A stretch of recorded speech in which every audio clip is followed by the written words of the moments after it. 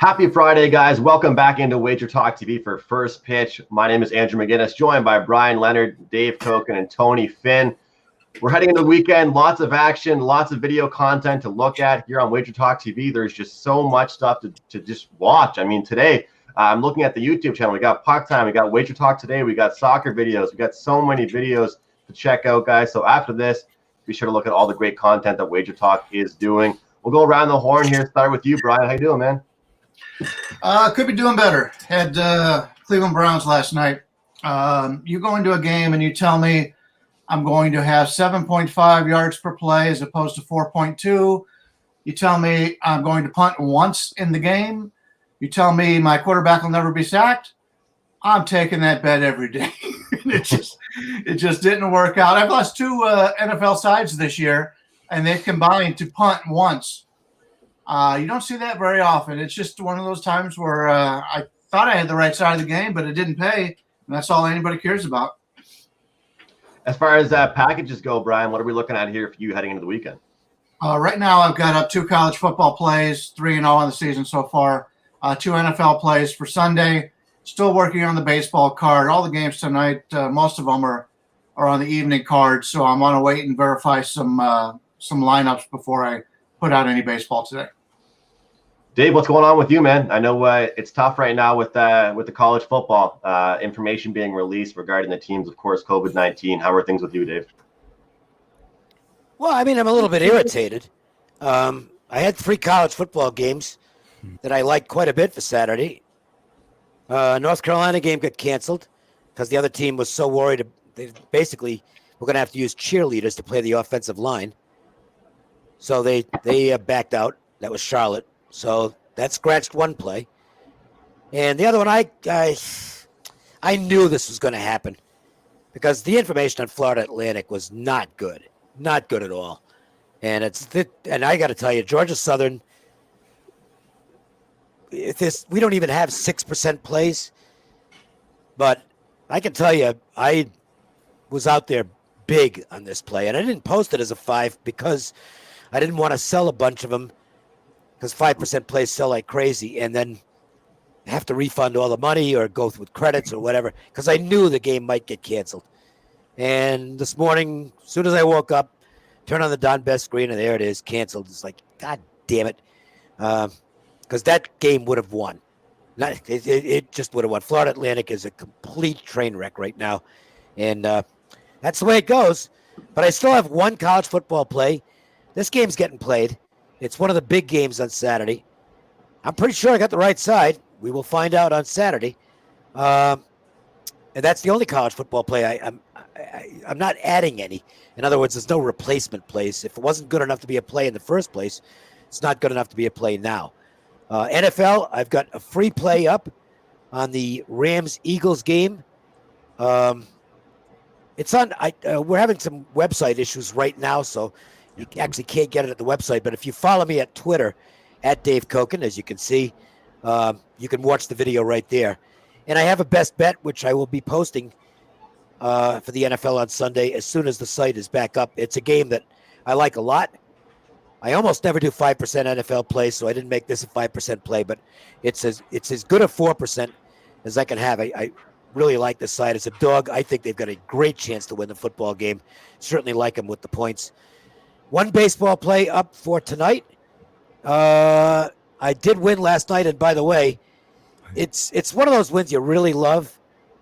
I had the Mariners first 5. They win the first 5 4-1, and then got blown out. So I think I saw your tweet about that, Dave. It's awful when it goes the other way.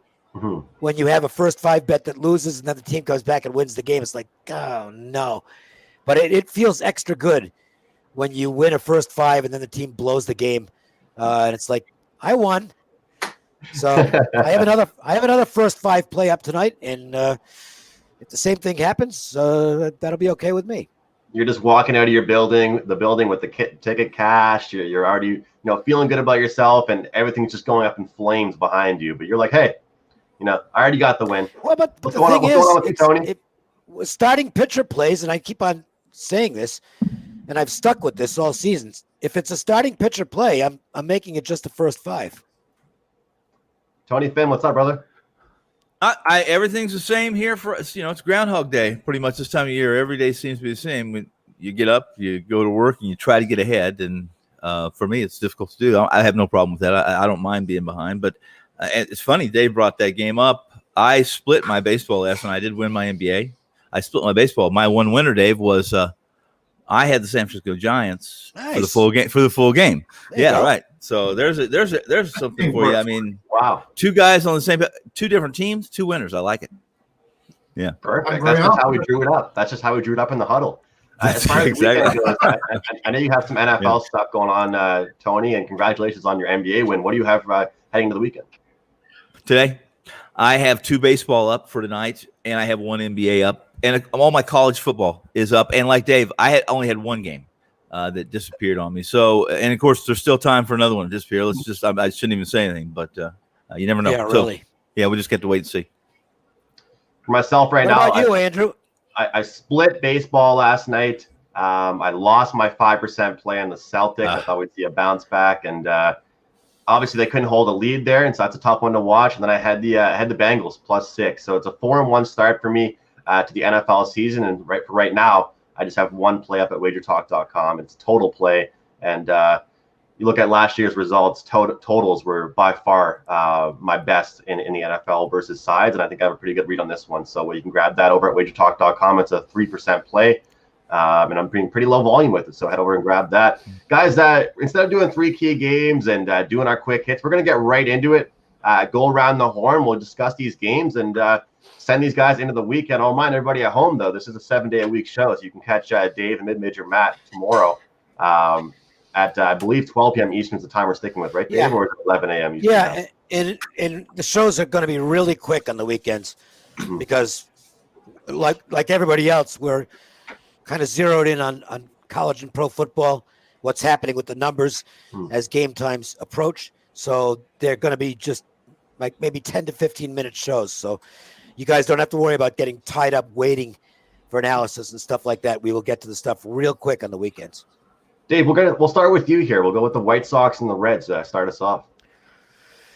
I was going to play the Reds in this game, and then they changed pitchers. Yeah.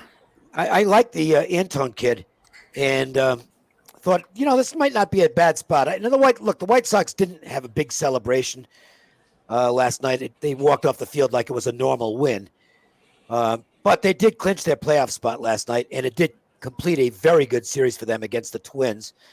So I thought, boy, this might be a spot to go against them. The Reds have won 5 in a row. I don't trust the Reds very much, but I thought this might be a spot where I can take them. The problem is they've switched to Tyler Mahle. And, Mahle might actually be a better pitcher than Antone, but it's just one of those things. They're 10. This is going back a couple of years now. They're 10-27. When he pitches. They just don't win when the guy's out there. And I see a stat like that, and it's like, well, I just can't play it. I lean Reds. By the way, the home run hitter who's having a lousy year, but he's still got 13 homers. What's this? I blanking on his name. The shortstop. Third baseman, rather. Suarez? Yeah, Suarez. He's away from the team. So one of the bats is missing for the Reds tonight. Anyway, did this come? Is this true? Del Toledo, the Baylor game got canceled? I got to check my screen. What happened? I'm looking at the message here, and it says Baylor canceled. Oh, Baylor, did they cancel? Baylor Houston got canceled? Guess what? I opened my mouth, Dave. If that's the case, that's one of my games this weekend. So, oh my God. Yeah. I don't know. I'm looking at my screen right now, and when is that game? Why is that not? Oh, this is how we know we have a loyal. I'm looking at the wrong sport. I'm looking at baseball on my screen, and I can't find the Baylor Houston. This is how you know we have a loyal viewership here. They're all just discussing games and other sports. We got some guys talking MLB with each other, some guys saying, "Hey, what's up?" and talking NFL. This is a consistent thing. A lot of guys. Yeah, it looks like it is. Yeah, I'm seeing it too on Twitter now. Yep, I'm seeing. The lines have gone blank on that game, and it's still posted at South Point for some reason. But looks like that game is going bye-bye as well. Well, I didn't have a play on that one, so Looks like mid-major Matt was just sending out Houston +4 to his clients too. So Yeah, I I had to say something. So I'm not doing college, but I feel so sorry for you guys doing your work and your research and your analysis, and then that happens. That's life. I don't know what this one will be. The COVID. I don't know. Listen, I looked. Yeah, it must be, but they didn't. Yeah. This is the first I've heard of anything in that arena. Those two teams. So we'll see.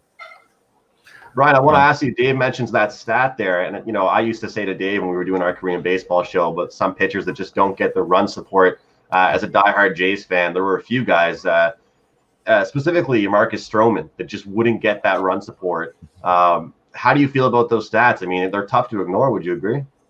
They are tough to ignore, but in reality, it should all be random. I've played softball my entire life, and it hasn't had any effect on me who else was on the team and who else was starting. So it just happens to be, I will say, for somebody like DeGrom, and I've heard some players talk about this before, if you've got one or two guys in your rotation that are just really so much superior over the others, you tend to say, okay, well, we only need 2 runs today, 3 runs today. I don't know if that has an effect on the way you actually play, but they go into it thinking, okay, instead of having to score 6 today, we only need to score 3. Maybe something mental, I don't know. But other than that, DeGrom a couple starts ago where the Mets just went off on him, he's still way behind on his career on the amount of runs that should be scored for him. Is there a play you're looking at here? No, there's not. My battery on my the mouse is gone out, so I can't even get on here right now and check into any of my notes. So no, I passed on this game, and I've got nothing. Tony Finn, is there a side here you're looking at? On this particular game, because I kind of got a staticky but digital kind of sound there, but in this particular game, no.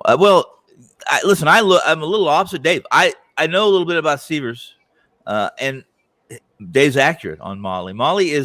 He's a guy that was really miserable last year. His FIP was a lot better than his ERA, Dave, and he had pissed in some bad luck. Strand rate was fairly high, or low, should I say, depending how you look at that. But Stevers is a guy who's not going to walk anybody. He's those strikes. He's been working with some pretty good coaching, some pretty good coaches, and the White Sox have some pretty good pitching coaches. They just don't have a lot of good pitchers, and he's one of their prospects. You can have all the good coaches you want. Yeah, right. And here with him, with the Reds, they're not only missing Suarez, who is one of their big bats, although I think he's hitting like 220. He was really struggling early on, and then but his power came back a little bit. He was on. I had him on one of my leagues, but I don't play in any of those. But I cussed him most days. Most mornings I got up and I was cussing him. So I would lean here. I'll be the opposite Dave. I would lean probably Steve's only because the Reds are missing that bat, and they are dependent on some walks. And again, I mentioned this last show that they draw more walks per at bats than anyone in the National League but the Cubs. So if you're not going to walk some of the Mets or the Reds, they have been really. I just haven't handled the Reds right. Every time I've played them this year, they have disappointed me, or I've been wrong. One of the two. Here's the information that I have on Baylor Houston. By the way, this is from a source close to the Baylor program. The Bears would have been without a significant portion of a single position group, making it unsafe to play. There's a lot of frustration. It is not positive results of conducted COVID-19 tests on football players and staff members, but it is, and these are the guidelines that are in place, local government guidelines, contact tracing. Yeah. Apparently there was a direct result of contact tracing.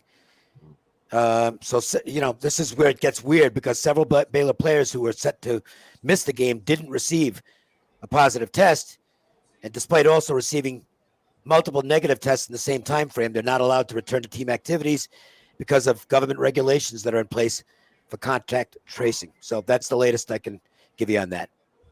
Oh, was that Dave? What do you think it means, David? They went out for a party, maybe, and were. No, it doesn't mean anything. It just means. I wonder what I'd have to look up what the contract or what the guidelines are. I don't know those, so I don't know what they violated. That's what I'm curious about. Well, whatever it is. Elliot in the chat room says, Andrew, can the Islanders really do it? Unfortunately, they can't do it. They lost last night. Yeah, next year. We found out that they. It's all right. Listen, it's all right. The internet's slow in some areas. Yeah, if you have any book offering you a bet on that game, I mean, go ahead and play Tampa. Tony, Freed and Matt here. Is there a play for you in this one? We'll get your thoughts on this game. Atlanta, New York. Game? The Mets. Freed taking on Mets. You asked me first? I didn't hear you. I said Tony. Oh, I'm sorry. Okay.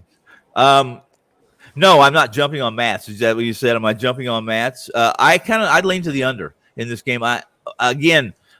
Atlanta's been a little bit better against left-handed pitching recently, but their numbers are still pretty porous. And anytime you can give me a pitcher who's got a sub-2 ERA, hasn't given up a home run all year, and is back to throwing a 94-mile-an-hour 2 and 4 seamer, it's hard to pass on the guy. I'll take the under.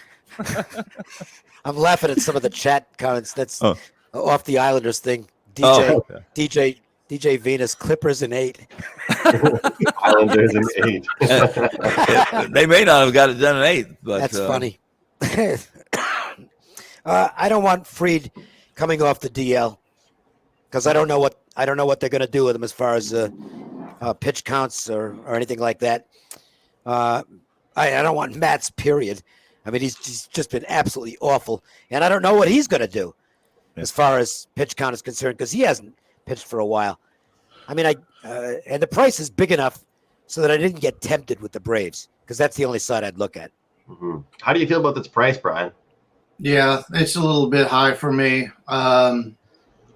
Matt's having home run problems this year. This wasn't a game that I was very much involved in, so I will pass. We'll go to you with Plesac and Fulmer, Indians and the Tigers. Yeah, Plesac. It tells you how good Plesac's been this year. His only one game under a 50, which is a league average game score. He had a 49 in a game. He allowed 3 home runs. That tells you how impressive Plesac has been this year. Fulmer's one of those guys. They continue to trot him out there coming off of an injury. He's just not played well. This is the 3rd time Cleveland has faced him. They pounded him each of the other 2 times. I'm not a guy who lays big favorites. But I'd have to be all over Plesac here. The guy hasn't pitched, like I said, 49 is his worst. 38, 49, I think, is his worst start of the season. He's just been that good. And as we've seen with Detroit, they're not the same team they were earlier in the season. They're playing more now like the talent level on the team. And Cleveland off that 8-game losing streak, bouncing back yesterday with Bieber. I think they come back and have a good game here. I can't sell a $2 favorite to my clients, but I'll probably be betting this myself. Well, I got no argument to that, and especially as the key guy in the Indians lineup is Ramirez. You can argue that the big Lindor, guy. What's that? Lindor and Reyes. I think those. Yeah, Reyes. But Ramirez is still to me the straw that stirs their drink. When he gets hot, they score runs, and he had two out yesterday. He's become an erratic player. I guess he's not as good as what he showed 2 years ago. But when he gets in a groove, he'll go wild for 5 or 6 games. And he belted 2 last night. I think the Indians are going to score some runs here, and they look like a good side. Yeah, well, Tony, they go ahead. Based on what Brian said, obviously Bieber on the mound, they look like a better team. We talked about that early on in the show about teams playing better with certain pitches on the mound, even though it doesn't really have anything to do with it. Just in your head mentally, you could kind of be out there being a little more loose, I guess. How do we look at it? I mean, do they get some confidence from it, or is that just their one performance that is strong with Bieber on the mound? Well, as Dave said, he just kicked a game to the curb because of the unknowns, and even when you think you know something, DeGrom leaves in the second inning. Of course, that was a hamstring, right? And then last night, Hudson had been pitching terrific. Right, he got hurt, and he got hurt in the second inning. He goes, it's one of those. I think I've had 3 pitchers or 3 straight games where my pitchers My three losers, the pitcher left in the second inning before, and only one of those did I think was at a possibility. So you just don't know at this point in time. You just never know. Plesac is what's most impressive about him in this particular last game you guys were talking about is his 34-2 K to BB ratio. That's just I told you guys he was one of those guys that I didn't like him last year. I thought he outpitched his peripherals, but a big jump really from last year to this year too, from ERA 4 to down what he's got, and his FIP is right there in line. So it's not. Listen, he's a real deal. He's not. It's nothing. There's no luck involved in this. He save maybe facing the Kansas City Royals 5 or 6 times, or some of the lineups in that Central, which really haven't turned out to be that bad, in truth. So. Dave, Montgomery and the Yankees taking on the Red Sox and Perez. This line opened up at minus 170, now around minus 220, 225. Yeah, by the way, for those who like interesting stats that don't mean a whole lot, Max Fried is the best pitcher in baseball this year in terms of exit velocity. Yeah. Well, you look at that and say, well, see, it ties in. You know who's the second best pitcher in terms of exit velocity? It's Martin Perez.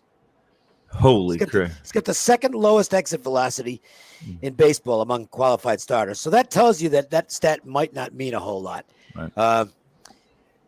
Look, this might be a situation where if the stands were packed, this would be a big game for the Red Sox. They're not going anyplace, but the Yankees coming in would be a big game. But there's nobody there. So it takes away from the rivalry aspect. And I just can't get interested in the home dog, and I don't want to lay $2 with the Yankees. I also do not want to get in the way of the Yankees because that lineup is, that's a scary lineup. I know good pitching beats good hitting, and that might be what happens come postseason. Maybe the Yankees lineup can get slowed down when they run into a real good pitcher. But Martin Perez isn't a real good pitcher, and I have a feeling his exit velocity stat, which is so impressive, it might get blown up a bit tonight. Yeah. Brian? Yeah, I think maybe Perez isn't throwing enough fastballs. That might be what it is. He's afraid to throw a fastball at his age and the success lack of success he's had. So everything is off speed, and maybe that's the ones that are not getting hit as hard. But I don't want Boston here. The Yankees have just dominated Boston the last couple of years. You don't have to tell me that. Yeah. Well, you would know as well as anyone. And the Yankees are getting healthy now. We talked about Stanton and now they've got just about everybody back now. LeMahieu's hitting the hell out of the ball. Still trying to hit 400. I mean, guys, when he left Colorado, I thought he'd come back to normal. But I got to take my hat off to him. He's just been one hell of a ball player. It's the Yankees or nothing for me. And like I said, I'm not in the habit of laying $2 favorites, but that'd be the only way I'd look here. Yeah, team total cashed once again yesterday, and it didn't take much to get there. Like I've been saying, if you like the Yankees, they're pretty hot right now. Their bats are hot. Look for that team total versus these horrid prices. Yeah, Dave, I was wondering where that bobblehead went. You weren't including it in the screen. He's always near me. What is it? They have to be good for you to include the bobblehead in the video, or what? No, it's in the same place on this table that I have. Hasn't been in the frame, eh? Yeah, it just wasn't in the frame. Yeah, it's basically Tony, it's broken in the back, by the way. I'd have a little string on that. I had a little string, and every time I'd ask you guys a question, I'd say, "You guys agree with me?" I would pull that string, so at least the bobblehead would shake his head. Yes, Everyone's in a goofy mood here in the chat room. This guy says, "Andrew, do you think the Clippers can do it?" Yeah, I don't know about that. I mean, what about you, Tony? Do what? I'm just going to say Martin Perez is one of those guys that for a long time I'd have people tell me that they thought, look at his numbers, they're good. I say the surface numbers. When you look under the hood of Martin, they've always been shaky. And Dave's right. You can't back Martin here. You can't get in the way of the Yankees. And I'm not a big fan of Montgomery either, so I passed. I feel the exact same way. Montgomery is somebody that I've had a tough read on. We have Tampa Bay, the Rays, taking on the Orioles. This Orioles team, I'm going to start with you, Tony. I believe they're top 3 in units cash for people that are just consistently following them. And It's got some of these just crazy underdog prices that we see with them. Is it a spot here? I don't think so. No. Well, it could be a spot here. It could be a spot here. Glasnow's not been predictable. He's not been consistent. He's been good. He's been average. He's been good. You don't know what you're going to get. And I'm surely not going to lay the 2+ in this game. And I haven't been on the Orioles all year, guys. I wish I'd loved to hear you guys say I've cashed big, but to be off them this long and to jump on them now would seem to be getting to the party a little bit late. Oh, by the way, I'm not a bobblehead guy. This bobblehead. I like it. I've had that bobblehead since I was a little kid. It's like probably 60 years old. They had bobbleheads back then? Yeah. I didn't remember that. No. Yeah. They had a lot of things. The same year that they weren't as sophisticated as they are now. I mean, the bobbleheads now are a lot better quality. But I have a Cleveland Browns bobblehead that somebody gave me when I was like 7 or 8 years old. I don't know why. I think probably because I like Jim Brown, but that's actually the first bobblehead I ever had. I wish I had a St. Louis Browns bobblehead, and I've still got it. Yeah. So they're not in mint condition. Let's put it that way. So I don't know that they're worth anything, but I never threw them out.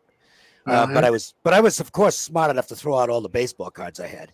If I was to have your Cleveland Browns bobblehead, it wouldn't be around anymore because it had been through a few TVs in my day. Mr. Underdog, is there a spot here? Tampa Bay and Baltimore. I don't want Alex Cobb, and that's basically all it is. I wouldn't mind betting taking the Baltimore bats, but I just don't think Alex Cobb's the same pitcher anymore. Ever since he's had surgery, he's never come back. He's just a different pitcher anymore. Tampa Bay is a team that finds ways to win, but I'm not going to lay that price. Yeah. Dave, you didn't really give too many thoughts. You were talking about the bobbleheads. Anything you want to mention on this game? No, I don't want Alex Cobb. Okay. He's not in good form. And Glasnow, over prop on Glasnow strikeouts. There you go. Royals Brewers. Wow. Actually, hold on. I got to take a second here. A prop bet from Dave given on the show. That just made my day. I think I don't even know what the prop is. But he's gonna strike out a lot of guys tonight. You know what, Dave? Last time he faced the Orioles, he had a shitload of strikeouts. I don't remember how many, but it was a lot. Well, I appreciate the segue you actually just gave me because we have our prop show at 4 p.m. Eastern time. Myself, Andy Lang, and Mid-Major Matt. So just so well planned with that segue, Dave. I appreciate it. Tune into that. We're going to be talking about baseball prop bets, but mostly just diving into NFL prop wagers. Pretty much everything from anytime TD scores to rushing yards to receptions, anything of that nature. We'll be diving in and looking at it. Best bets from me, Mid-Major Matt Josephs, and Andy Lang. WagerTalk.com and SportsMemo.com. KC and Duffy, Milwaukee. Wait a minute. I had my finger. You didn't notice I had my finger up. The one warning on the Rays. They also clinched their playoff spot last night. Now they've still got work to do. They want to win that division, but I'm not saying it's a play against because it's not. But I don't like playing on teams after they clinch something. Mm-hmm. It's just not my kind of spot. So that would keep me away from the Rays in this game. What about the Brewers and the Royals for you, Dave? I like the Brewers. That reaction tells it all right there, doesn't it? Well, I mean, I missed the price. That was an error. I probably should have gotten this game early. I haven't been playing overnights. This is when I should have, when it was $1.40. Not that I was in love with the Brewers, because Adrian Hauser's been lousy, but that line was short, and I knew it was going to go up. And just from a value standpoint, you can always buy out if you know you're going to get a much better price. I should have played it, and I didn't. It's too late to play it now at $1.57 or $1.60. So, but that was a swing and a miss on my part because one of the things I'll often do, and I've gotten away from it this year because of the fact that things are so uncertain and the starting pitchers are switching the next day and stuff like that, and you can't list pitchers in a lot of books. So, but that was one where I saw that line last night. It's like I should be playing Milwaukee here at -140 just for the sake of getting a good price, and I didn't. Brian? That's all I have to say on the game. Yeah, I like Duffy. His last start, I wanted to back him, and he got scratched. Don't like him against the Brewers here.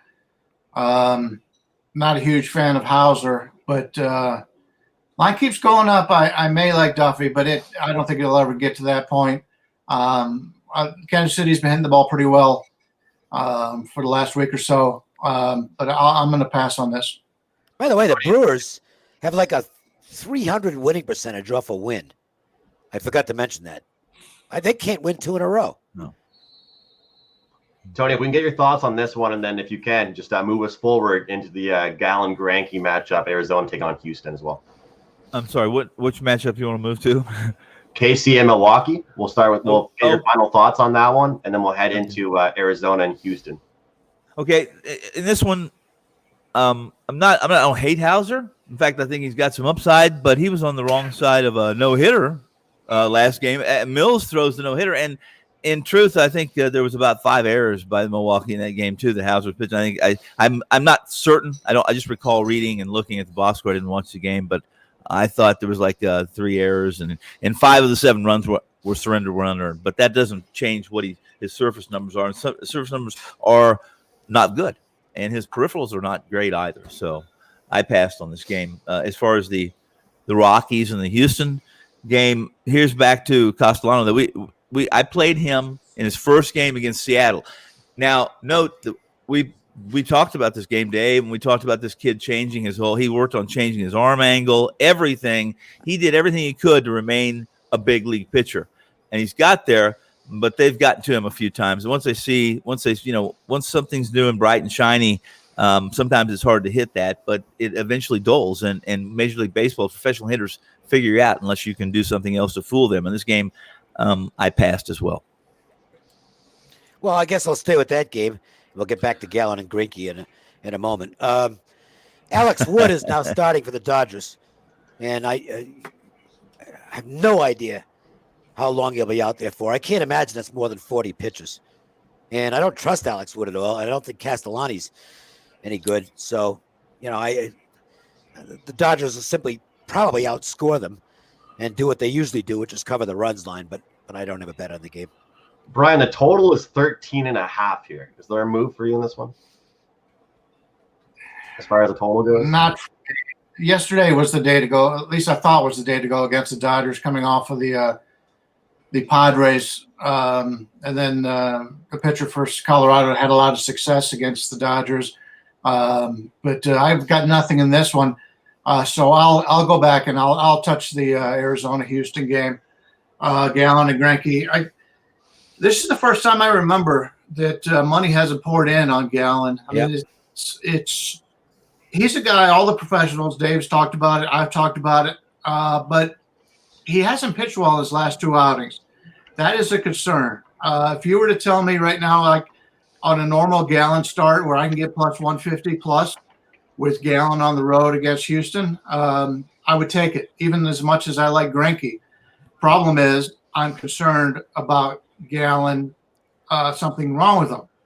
I'm going to treat this game as a live betting situation. I'm going to go into the game and see how Gallen looks. If he looks like his normal self, that line is going to still be there. So I'll be able to get more value on Gallen as opposed to playing it blindly at this point. But it's a side I want, and Arizona has been playing a little bit better lately. And Houston's a team that's been disappointing. So I'm going to play it live. Tony, we'll get back to you here with Houston, Arizona. I'm only going to say this. I'm going to let Dave talk about this, and that is that Dave Greinke mentioned Gallen, same breath, that he believes Gallen had picked up some of the cerebral tendencies of a Greinke and learned a lot from Greinke when he was in Arizona. So, Dave, I passed on this game immediately because I kind of want to know more about that relationship. I don't know as much as Dave. Well, I've commented on Gallen all year long, but I'm pretty much echoing what Brian said. Maybe he's running into a little bit of a wall. He had 5 scoreless innings against the Giants, I believe it was, 2 starts back, and then blew up in the 6th inning. And then last time I just got absolutely hammered. It was clearly his worst start of the year. And what's troubling is that wasn't exactly against Murderers Row. It was against the Mariners. His velocity is still where it's supposed to be, so I don't know that there's anything wrong. Maybe it's just a bad game. I don't like going against Greinke. I basically never do. because he's the maestro out there. But I don't think you can feel comfortable about laying a price with Houston. They've been a big money burner. I know they've been a lot better at home than on the road, but this team just does not. They have not been getting you paid this year. They're a 500 team is all they are. And if Gallen's back to normal, they're going to have a tough time with him tonight. Dave, there has to be some frustration, though, if you're Gallen. I've talked about this a few times now in this show in particular, but I know it's always going to be pitcher versus batter. But when we talk about Gallen, the way that we all talk about him whenever he's starting, I don't even want to call it really pressure. It's just, hey, the expectations are higher for this team with him out there. If you're a pitcher, you got to be thinking that a little bit. That's good, isn't it? Well, I mean, it is. But at the same time, I can't get in the mind of a major league pitcher because I'm obviously not a major league pitcher. But part of the success for major league pitchers is believing that you're going to be able to dominate the opponent. Well, you'd hope so. At the you don't get to that level if you don't feel that way. I know. I just mean. Okay, then you'll have to explain to me what you meant. What I mean is that you're going out there and you could be as talented as you want to be. It's almost very similar to comparing it to a sport like basketball. When you're a great player on a poor team, sometimes your game, you could be trying to do things that you might not usually do, or trying to do something a little bit extra, or in your head saying, Jesus, if I don't have, if I don't, only allow 2 earned runs in this game, if I do any more than that, is my team going to give me the run support? The pressure is on you versus if you're on a really talented team and you're a great pitcher, like, hey, look, if I get touched up, if I have a bad game, my team's going to have my back. That's what I mean. Yeah, no, I think there's something to that. Jacob deGrom last year probably felt like he had to be perfect every time out to have a chance to get a win. It's Garrett Cole, meanwhile, could go out there and say, all right, I'm just going to throw it down the middle and see what happens. And if I give up a couple of runs, no big deal. My team will get it back for me. I mean, that's the advantage of being on a good team as opposed to a bad team, I guess. We'll start with you, Dave, with the next game. We're going to go with that Minnesota, the Twins, taking on the Cubs here, Hendricks versus Hill. Never know what to expect out of Rich Hill. But Hendricks at home, he's very good. I don't like going against him at home. I would lean Cubs in this game. It just didn't make my card. I mean, I think the price was pretty much where it should be. Looking at it right now, it's sitting at about $1.20. I think the Twins are a better team than the Cubs, but with Hendricks on the mound, Cubs deserve to be small favorites. Brian? Yeah, I'm a little confused. They opened up Hendricks at 145, which is too high, which is why the line's been bet down. But I think it's bet down now, or as Dave pointed out, I think it's a little bit of an advantage with Hendricks at home. Normally, the Cubs take a lot of money when Hendricks is pitching at home because of his home road dichotomy. Minnesota coming off of losing 3 to 4 games to the White Sox and really a huge series when it comes down to winning that division. You're not going to have a letdown very often when you're going to Wrigley Field, but I just have a feeling the game means more to the Cubs here, and that line's a little cheap in my regard. I'm going to give it another look. I may be on the Cubs before this is all over. Is there a side to pick up for you here, Tony? There's not. I mean, I didn't play a side, didn't release a side, didn't even consider a side in this. I agree with Dave. Hendricks, if Hendricks is at home, I'm either on Hendricks or I'm not on him typically. And Hill's been serviceable in his starts. The last 4 starts, if you look at him, fantastic. But he's doing exactly what they want him to do, and that's keep him in the game. And that's what Hill can do for you when he's, I think, at this point in his career at his best. I pass. Dave, you've given the Angels quite a bit of a hard time this year, and I can't argue with you doing that. 10 games under 500, so it's well deserved. Absolutely. So we'll look at this matchup here, the Rangers and the Angels. I've discussed numerous times how sometimes there are bet-on situations with these. I don't want to call bottom feeder teams, but let's call it what it is. I mean, these teams that are going to be competitive against each other, but going up against top teams, they're not going to look good. Is there a play for you in this one? In matchups such as this one with 10 days left, unless there's something that sticks out I would avoid them like the plague. I mentioned that the Angels Diamondback series, you'd have thought it was really, I'm not exaggerating, you'd have thought it was exhibition baseball. Yeah. I mean, players were talking to each other on different teams, the smiles, everybody was loose. They were having fun, but there was zero intensity. And that's probably what this series is going to be like this weekend. These teams are just playing out the string. I got nothing here. Brian? I'm dumbfounded how this line went from 150 up to the 190s now. Who the hell's betting the Angels? I don't care who's on the mound. This is crazy. Texas, I believe, has played really well against the Angels, and Texas is a young team that continues to come out and give effort. I'm definitely not on the Angels here. If I'm going to look at anything, I'll look at more of Texas once the lineups are out and see what's happening there. But no way am I laying close to 2-1 with the Angels. Well, that's exactly what I'm saying, Brian. It's just like, you look at these games and there's money to be made. If there's odds, there's money to be made. There's going to be a winner, but I'm not going ahead and doing it. I'm not hammering a team with the ability that they've shown me. Tony, is there a play for you? No, there's not, for several reasons, much of what you guys described. And I don't know enough about Benjamin. I know that he's a left-hander that throws about 89, 90 miles an hour. I had a little information on him. I've not seen him play. He's not pitching anyway, unless he's not. Coming in. No, Hurrican's pitching. Okay. Benjamin might be coming in relief. Right. Okay.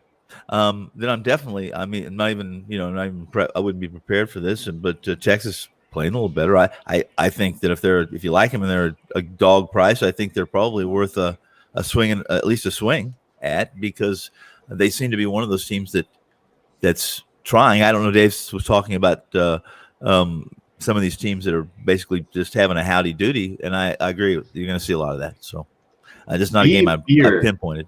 Says I want a bobblehead of Andrew. Look, that would probably be the bobblehead with the lowest amount of sales in the history of bobbleheads. So that's not happening, and they don't make bobbleheads big enough for the size of my head. So you probably just fall over every time. So that can't happen. Giants taking on Oakland here in the A's. I'll go to you, Dave. Well, this is interesting because this is the complete opposite of what we just talked about. This is no exhibition game here. Giants, I think, are going to be without Mike Yaz, who pulled a hammy. He's having an MRI, but that doesn't sound good. That could have a significant impact on them the rest of the season because he's been a very productive player for them. But for one game, I don't know how much it matters. The Giants lost all 3 home games to the A's earlier. That was last month. So a little revenge motive there in a rivalry. It's a big game. The Giants are obviously battling for the wild card. Oakland is in a little more of a cruise control situation. They've got a big lead in the division. They're going to win that division. Logan Webb is actually, his underlying metrics are not bad. And they're actually better than those of Chris Bassett. But you have to respect Bassett's 1.1 ERA at home. Nevertheless, this Giants team is just playing with so much fire right now. And, yesterday's a good example. I know it's just Seattle, and I know it was Seattle's home game, but it was in San Francisco because of the weather stuff. But, this Giants team, it's like, you better put them away because they're gonna scratch and claw and hang in there. Now, the problem for them here is that as well as their bullpen has pitched lately, Oakland's bullpen is it's the best in baseball this year. So I think if you're going to go Giants here, you got to look at them first 5, and that's dicey against Bassett. But one interesting note, little respect for the odds maker's opinion here. They priced the first 5.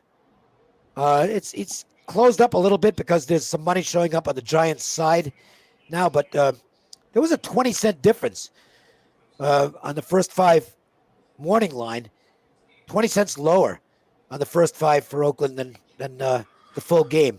So that, the odds makers look at the same metrics that some of us look at, and I think they made a judgment off that. I kind of agree with it. I think that Giants have a pretty good chance in the first 5 here. Guys, we're getting short on time, so I'll have to run through these games. We'll go to Brian, followed by Tony, and then we'll went into our last game with the Padres and the Mariners. The line's where I thought it should be. I pass. Let me help. I'll pass. All right, you can lead us off with our last game before we head into the weekend, Padres and Mariners.